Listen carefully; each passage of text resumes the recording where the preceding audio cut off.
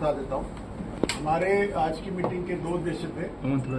बहुत सारे लंबित मामले जो कि जिलों में पेंडिंग है उस पर विचार करना। तो पुलिस मुख्यालय में जो हमारे वेरियस आईजीज, डीआईजीज और सभी इनके बहुत सारे मुद्दे रहते हैं, ट्रांसफर्स को लेकर, प्रमोशंस को लेकर और एसीपी एमएससीपी को लेकर के, या फिर और जो मुद्दे हैं डिप्लॉयमेंट, फोर्स का डिप्लॉयमेंट वगैरह के जो है, जैसे जाट के आईजी थे यहाँ पर फोर्स के डिप्लॉयमेंट के बारे में, उस पर प्रथम चरण में चर्चा हुई। और जो सेकेंड फेज में हम लोगों ने 10 पॉइंट पे चर्चा हम लोग कर रहे हैं। तो उसमें 10 पॉइंट मैं बताता हूँ। पहला पॉइंट था कि ये जो घटनाएं घट रही हैं बाय स्प्लिंटर ग्रुप्स, ये जो हमारे खास करके चतरा हजारीबाग के बॉर्डर पे या रामगढ़ के एरिया में, तो इन घटनाओं को रोकने के लिए क्या कार्रवाई की जा रही है और इन घटनाओं को भविष्य में नहीं हो उसके लिए क्या किया जा रहा है और इनकी इन्वेस्टिगेशन जो पूर्व में घटना उसमें क्या किया जा रहा है।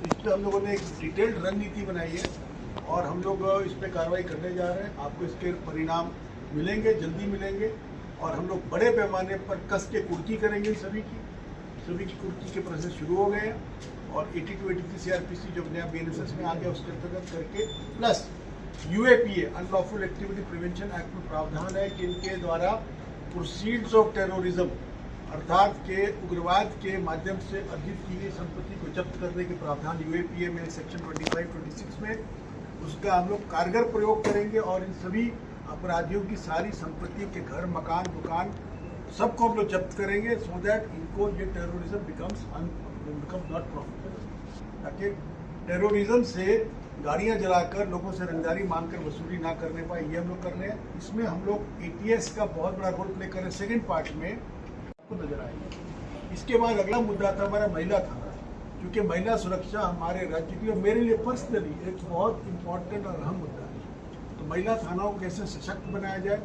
उनकी व्यवस्था, उनकी दोनों चीज़ें, उनकी बेसिक इंफ्रास्ट्रक्चर और उनकी वर्किंग कार्यशैली, दोनों में कैसे सुधार लाया जाए, उस पर हम लोगों ने वर्क किया। साथ में एंटी ह्यूमन ट्रैफिकिंग यूनिट्स जो हमारे राज्य के विभिन्न जिलों में उपलब्ध है, उनको और कारगर कैसे बनाया जाए। जैसा आपको मैंने पहले बताया था कि राज्य सरकार ने एक नई सुविधा झारखंड पुलिस को दी है, जो समग्र देश में पहली है, कि आप जो है अगर 400 मील से दूर, अगर 400 किलोमीटर से दूर आप अपराधी को रांची लेके आ रहे हैं, तो आप वायुयान का प्रयोग भी कर सकते हैं, सिपाही भी कर सकता है, दरोगा भी कर सकता है। संभवतः पूरे देश में ये पहली पहल झारखंड राज्य के द्वारा हमारे पुलिस विभाग को दी गई, जिसको हम कहते हैं फोर्स मल्टीप्लायर या क्विक रिस्पॉन्स। अगर कहीं घटना घट जाए तो भले हमारा वहाँ पर एक सिपाही खड़ा है, वो तुरंत मोटरसाइकिल से या मोबाइल फ़ोन से कॉल करके या 112 पे कॉल करके वो तुरंत आसपास की सभी मोबाइल से बुलाकर घटना का वो कर सके। इस पर हम लोग चर्चा कर रहे हैं। फिर डायल 112 की समीक्षा हम लोगों ने पहले भी की है, दोबारा करेंगे, क्योंकि डायल 112 में हर जिला का पेट्रोलिंग पार्टी का एक बहुत बड़ा रोल रहता है। क्विक रिस्पॉन्स कैसे कर सके, जैसे कोई बंदा 112 पे कॉल करता है, उसका मैसेज जाता है कंसर्न जिला के कंट्रोल रूम को, वहाँ से जाता है वो वहाँ की मोबाइल गाड़ी को, मोबाइल गाड़ी त्वरित गति से कैसे घटनास्थल पर पहुंच सके, इस पर हम लोग चर्चा कर रहे हैं। इसके अलावा हम लोग बात करेंगे नक्सलियों और अपराधियों के पर रिवार्ड को घोषित करना। जो रिवार्ड घोषित हुए बहुत सारे, देखिए मेरा मानना है कि Jharkhand reward policy is one of the best in the country. मुझे लगता है कि झारखंड एकमात्र राज्य है जहाँ पे 1 करोड़ रुपए तक के इनाम नक्सलियों पर घोषित लिए और दिए भी गए। सिर्फ घोषित ही नहीं है, कागजों पे ही नहीं है, दिए भी गए। 1-1 करोड़ रुपए तक लोगों को दिया गया। अभी हाल में ये हमारे एडीजी ऑपरेशन और आईजी ऑपरेशन की पहल से गिरिडीह में एक नामी नक्सली सरेंडर किया है, जिसमें 10 लाख का उसको इनाम दिया गया है। तो उस पर हम लोग रिव्यू करेंगे। इसके अलावा हम ट्रैफिक की बात करेंगे, ट्रैफिक व्यवस्था को कैसे सुधारें, क्योंकि शहर की पहचान ट्रैफिक से होती है।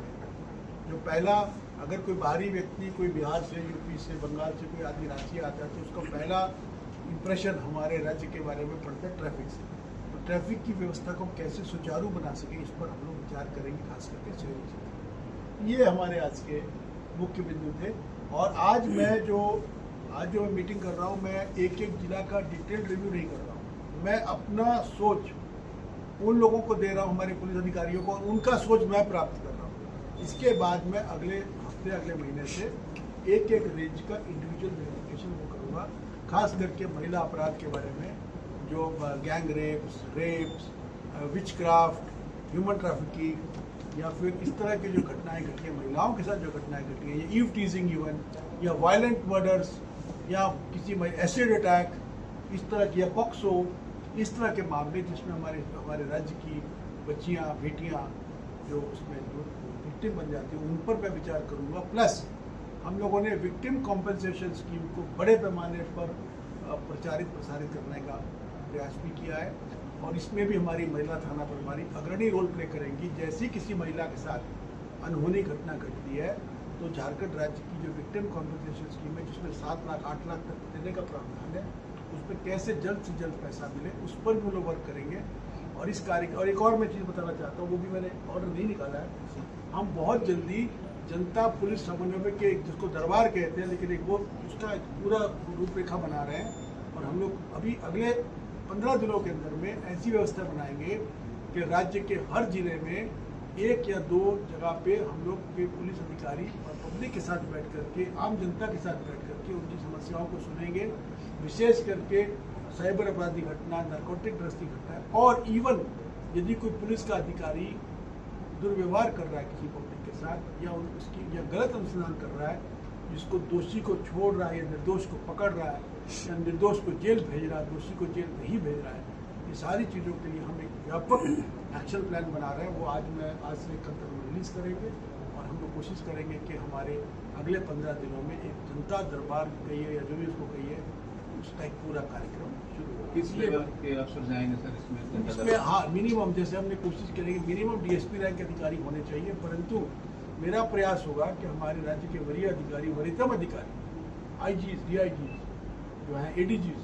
ये जो हमारे जो है पुलिस मुख्यालय के हैं, जैप के हैं, बटालियंस के हैं, जिला के हैं, रेंज के हैं, सभी किसी न किसी जनता दरबार में किसी न किसी रूप में सम्मिलित हों, ताकि जनता से बात करके जिस काम के लिए हम लोग बने हैं, सर्विस, सेवा, उस सेवा को हम लोग बढ़िया से कर सकें। सर, ट्रैफिक में कुछ स्टेट में भरवन भी हुआ था, जैसे कि कोलकाता का तर्ज पे यहाँ पे ट्रैफिक, तो उस पर कितना सर ये हुआ है, कुछ आगे प्लान बढ़ा है?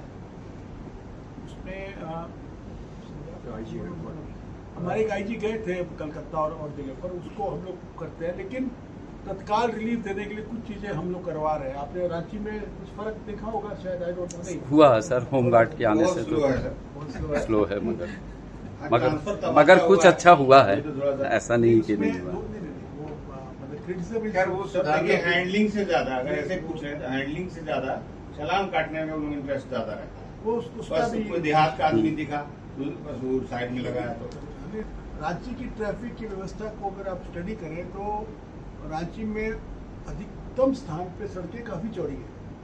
प्रॉब्लम हो रही है इसमें इंक्रोचमेंट और जो हॉकिंग, और उसके बाद वॉकिंग, क्योंकि सब्जी का दुकान लगा दिया और उसके आगे 4 आदमी मोटरसाइकिल पार्क कर दिया और उसके आगे गाड़ी लगा दिया, तो पार्किंग और हॉकिंग, ये 2 मेजर समस्याएं हैं राज्य में। देखिए, अब तो हॉकिंग जो करता है उसको भी अधिकार है, तो हम उसके अधिकार को भी छीनना नहीं चाहते। हमारा प्रयास हॉकर्स को रोकना नहीं है, हमारा प्रयास ट्रैफिक को स्मूथ बनाना, स्मूथ होता है कि वो चल सके। तो मैंने अभी एसपी ट्रैफिक से काफ़ी चर्चा की है, चैम्बर ऑफ कॉमर्स से भी बात की है, आज भी शायद उनकी मीटिंग थी। हम लोग प्रयास कर रहे हैं कि रांची के ट्रैफिक को स्मूथ बनाए। उसमें एक नया प्रयास हम लोगों ने ये किया है कि एक बड़ा हम लोगों ने वो बनाया है, क्या बोलते हैं उसको, पोस्टर। अच्छा। कोई भी गाड़ी अगर गलत पार्क हो तो उस पर लगा दिया जाता है कि आपकी गाड़ी गलत पार्क है, 5 मिनट हटा ले, अन्यथा आपकी गाड़ी को जो है वो टोचन कर दिया जाएगा। आपने पता देखा कि नहीं देखा ऐसा कोई पोस्टर? हुआ सर, तो ये एक प्रयास है। एक और प्रयास है कि भी नेम प्लेट पहने, वो भी छोटा सा प्रयास है। इसकी स्ट्रेंथ को बढ़ाने का प्रयास किया, वो भी एक प्रयास है। मैं तो जो हम लोगों ने प्रयास किया वो बता देता हूँ, बाकी कलकत्ता तो हम लोग नहीं बना पाए, ये बात सही है। 10 मोटरसाइकिल में वाइट कलर के उन पे हम लोगों ने वो लाइट लगा करके थोड़ा सा वो भी कोशिश किया है कि वो लोग पूरा रोड पे घूमे और कहीं कोई इलीगल पार्किंग या रॉन्ग पार्किंग के चलते हैं। ये सब प्रयास तो चल रहा है, लेकिन बहुत काम बाकी है।